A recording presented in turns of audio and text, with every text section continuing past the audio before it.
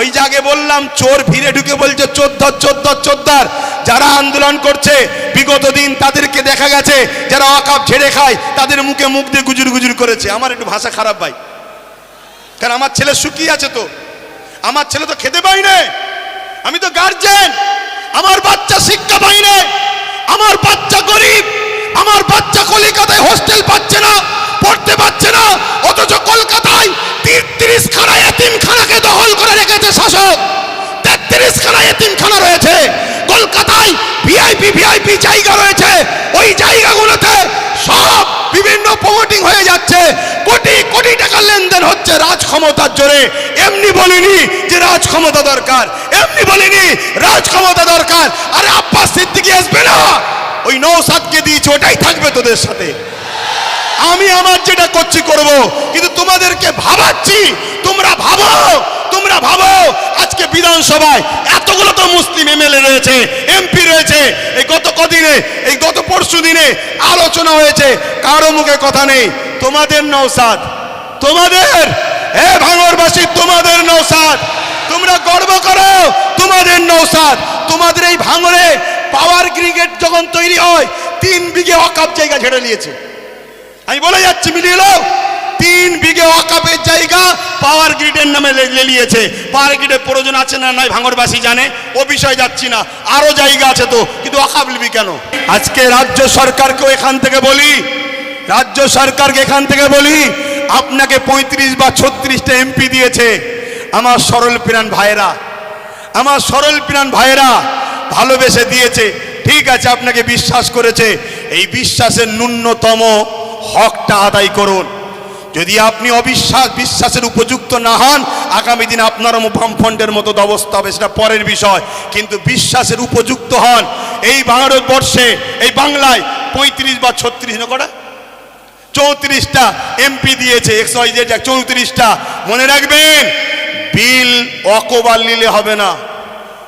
অনেকে বলছেন অকবার নেবে না, অকবার নয়, যদি ক্ষমতা থাকে, যেভাবে দিদিমণি আসার সময় পার্লামেন্টে সংবিধান উল্টো ধরে চিল্লাচ্ছিল, দেখেন না, ছিঁড়াছিঁড়ি করছিল, ওই রকম ওখানে বক্সিং মারবেন ভেতরে। কথা বুঝছেন না, বোঝেন না? শেষবার চান্স দিচ্ছি, শেষবার চান্স দিচ্ছি। এই লড়াই সংবিধানকে বাঁচাবার লড়াই, শুধু মুসলমানদের লড়াই নয়, সংবিধানকে বাঁচাবার লড়াই। আপনি সংবিধানের স্বার্থে করেন, আমাদের ভালো যদি নাও চান, কমসে কম সংবিধানকে তো ভালোবাসেন, সংবিধানের স্বার্থে করেন। আরেকটা কথা রাজ্য সরকারকে বলে যায়, সেটা হলো এটাই, আপনার অনেক আইবি লোক আছে, পুলিশ বন্ধুরা রয়েছে, খবর আপনাদের কাছে চলে যাবে ঠিকই। শ্রদ্ধার সাথে বলছি, যে ওয়াদা করেছিলেন ওয়াকফ ফিরিয়ে দাও, ফিরিয়ে দেব, এই ওয়াকফকে ইমিডিয়েটলি ফিরিয়ে দেন। ওয়াকফকে যারা দখল করেছে দখল মুক্ত করেন। এ কথা যখনই বলা হবে, রাজ্য সরকার কি বলে জানেন? যে ওইভাবে বুলডোজার আমি চালাতে পারবো না।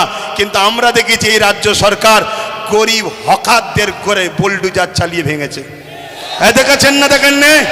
তাহলে আমার হিন্দু ভাইয়েরা, আদি সনাতন ভাইয়েরা, আমরা আপনাদের দুশ্মন নয়, মুদি দুশ্মনের নজর আপনাদের দেখাচ্ছে। চশমা খুলে ভাইয়ের নজরে দেখেন, আপনাদের জন্য আমার জান দিতে প্রস্তুত আছি আমরা, ঠিক না বে ঠিক গো? হ্যাঁ, আমার হিন্দু ভাইয়েরা আমাদের নয়, তাই বলে দিলাম। তবে মনে রাখবেন, যদি মনে করেন, যদি কেউ মনে করেন যে আজ মনে হয় মুসলমানরা ফেঁসে গেছে, কেন সেন্টারে আমাদের, রাজ্যে আমাদের, সব জায়গায় আমাদের, তাহলে আমি বলবো, সত্য এমন একটা জিনিস, সত্য এমন একটা জিনিস, পৃথিবীর সব মিথ্যা এক জায়গায় হয়েও সত্যকে মিটাতে পারে না। কিন্তু ইনসাফের স্বার্থে, ইনসানিয়াতের স্বার্থে বলে গেলাম। যাক, আমি সংক্ষেপ করছি, শেষ কথা আপনাদের কাছে বলি, আগামী দিন দিল থেকে বলুন, এই লড়াই কি এখানে শেষ না চলবে? এই লড়াই এখানে শেষ না চলবে? এই লড়াইয়ের দুটো পন্থা আছে। একটা পন্থা হলো সংবিধান অনুযায়ী, সংবিধান যেভাবে রাইট দিয়েছে, সংবিধানের বাইরে গিয়ে আমি তাহলে নাই, সংবিধান অনুযায়ী কলিকাতার রাজপথ ধরে এ আন্দোলন পুরো দরকার হয়, একেবারে যেভাবে দখল নিয়েছে ওভাবে দখল নিতে হয়, লিয়া হবে, ঠিক আছে না বেঠিক? এক কথা বলেন, দরকার আছে না নাই? তো মনে রাখবেন, এই লড়াই চলবে, কিন্তু সংবিধানের ডায়েরির মধ্যে থেকে, সংবিধানের আন্ডারে থেকে, সংবিধানের বাইরে গিয়ে নয়। আর একটা কথা বলি, আপনারা বোকার মতো ছুটবেন না, ওই যে আগে বললাম চোর ভিড়ে ঢুকে বলছে চোদ্দার চোদ্দার চোদ্দার। যারা আন্দোলন করছে বিগত দিন তাদেরকে দেখা গেছে যারা ওয়াকাফ ঝেড়ে খায় তাদের মুখে মুখ দিয়ে গুজুর গুজুর করেছে। আমার একটু ভাষা খারাপ ভাই, কারণ আমার ছেলে শুকিয়ে আছে, তো আমার ছেলে তো খেতে পাই না, আমি তো গার্জেন, আমার বাচ্চা শিক্ষা পাই না, আমার বাচ্চা গরিব, আমার বাচ্চা কলকাতায় হোস্টেল পাচ্ছে না, পড়তে পাচ্ছে না, অথচ কলকাতায় 33 খানা এতিমখানাকে দখল করে রেখেছে শাসক। 33 খানা এতিমখানা রয়েছে কলকাতায়, ভিআইপি জায়গা রয়েছে, ওই জায়গাগুলোতে সব বিভিন্ন প্রমোটিং হয়ে যাচ্ছে, কোটি কোটি টাকা লেনদেন হচ্ছে রাজ ক্ষমতার জোরে। এমনি বলিনি যে রাজ ক্ষমতা দরকার, এমনি বলিনি রাজ ক্ষমতা দরকার। আরে আব্বাস সিদ্দিকী আসবে না, ওই নওশাদকে দিয়েছে, ওটাই থাকবে তোদের সাথে। আমি আমার যেটা করছি করব, কিন্তু তোমাদেরকে ভাবাচ্ছি, তোমরা ভাবো, তোমরা ভাবো। আজকে বিধানসভায় এতগুলো তো মুসলিম এমএলএ রয়েছে, এমপি রয়েছে, এই গত কদিনে, এই গত পরশু দিনে আলোচনা হয়েছে, কারো মুখে কথা নেই। তোমাদের নওশাদ, তোমাদের ভাঙড়বাসী, তোমাদের নওশাদ, তোমরা গর্ব করো, তোমাদের নওশাদ।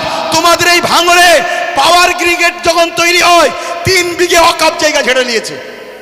আমি বলে যাচ্ছি, মিলিয়ে নাও, 3 বিঘে ওয়াকাফের জায়গা পাওয়ার গ্রিডের নামে নিয়েছে।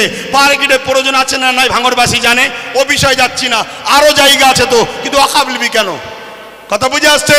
আমি একটা ছোট্ট কথা বলবো, অনেকে বলতে পারে নওশাদ কি করলো। আমি একটা কথা বলবো, ওর আমি বড়, আমার ধর্মী হিসাব অনুযায়ী ও আমার জুতো ঘুরিয়ে দিতে হবে, ওর বড় ভাই আমি, সম্মানের দিকে। কথা বুঝে আসছে? আমি ওর নাম করতেছি না। আমি একটা ছোট্ট কথা বলবো, ভাঙড়ে এয়ারপোর্টের নামে জমি নিতে গেছিল, জানেন তো? নিতে পেরেছে? এটা তোমরা বেঁচে, তোমরাই তোমাদের নিজেদের তকদিরকে, আল্লাহর হুকুম তো বটে, করেছো ভালো। কি যদি ও না থাকতো, অন্য কেউ থাকলে একদিন সই করে জমিলে লাখ লাখ হাজার হাজার মুসলমানদের ঘরে উচ্ছেদ হয়ে যেত। কথা মাথায় ঢুকছে? কিন্তু ওই নেশার ঘোর এখনো কাটেনি। শুধু একটাই করো, যেখানে মুসলমান গ্রুপ বেশি হয় কেস দিয়ে তুলে দাও, নাই ভোটাভুটিতে ভাগ করে দাও, আর না হয় জমি অধিগ্রহণ নামে কেড়ে নাও। তো ভাই আমি